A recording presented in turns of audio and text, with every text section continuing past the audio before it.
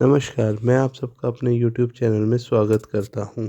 आज हम बात करेंगे new rule for rent agreement in India. Bharat में 1 जनवरी 2026 से लागू नए किराएदार नियम किराए समझौते को अधिक औपचारिक, पारदर्शी और सुरक्षित बनाने में जोर देते हैं। मॉडर्न टेनेंट एक्ट इसका उद्देश्य मकान मालिक और किराएदारों की जिम्मेदारियों को स्पष्ट करना है, जैसे कि किराए समझौता का अनिवार्य पंजीकरण करना, रजिस्ट्रेशन करना। अब सभी किराएदारों का लिखित में समझौता और पंजीकरण होना अनिवार्य है।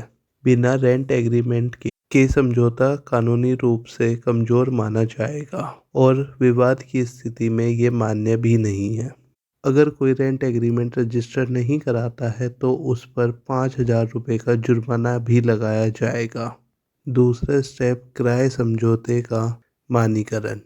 एक किराया, रख रखाव अवधि, मरम्मत, किराया बढ़ोतरी, नोटिस अवधि और बेदखली की शर्तें, इन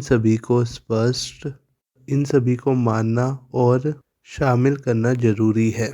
तीसरा है सिक्योरिटी डिपॉजिट। अगर आप रहने के लिए मकान किराए पे लेते हैं तो आपको सिर्फ 2 महीने का किराया एडवांस में देना है। अगर आप किसी व्यापार के लिए या व्यवसाय के लिए चीज को किराए पे लेते हैं तो उसका 6 महीने का किराया देना जरूरी है एज ए सिक्योरिटी डिपॉजिट। चौथा है किराया बढ़ोतरी के स्पष्ट नियम। किराया बढ़ोतरी जब भी मान्य होगी जब वह किराया समझौते में पहले से लिखी गई हो। मनमानी बढ़ोतरी पर रोक लगाता है। पांचवा है अधिकार और जिम्मेदारी। मकान मालिक और किराएदार दोनों की मरम्मत, रख रखाव, बिजली पानी का टैक्स इत्यादि स्पष्ट रूप से लिखी हो। जैसे प्राइवेसी प्रोटेक्शन, मकान मालिक को किसी भी प्रकार की जांच या रिपेयर के लिए किराए की संपत्ति में प्रवेश करना है तो उसे 24 घंटे पहले लिखित में किराएदार को सूचना देनी होगी और केवल मकान मालिक दिन के समय में ही जा सकता है। और मेंटेनेंस को बांटना, जैसे दीवारों में दरार, जैसे छत की या भवन की मजबूताई से जुड़े हुए काम तथा मकान के अंदर की वायरिंग आदि की जिम्मेदारी मकान मालिक की है।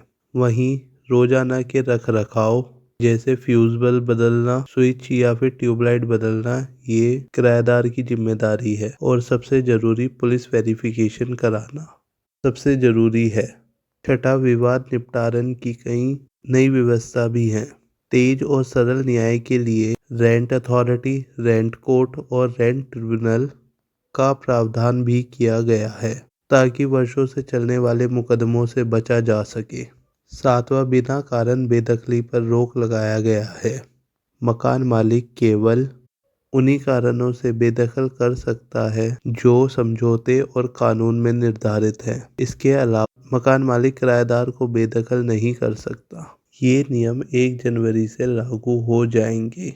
आप लोगों को ये वीडियो कैसी लगी मुझको लाइक कमेंट करके ज़रूर बताएं और चैनल को सब्सक्राइब करना ना भूलें और ज़्यादा से ज़्यादा लोगों को शेयर करें। धन्यवाद।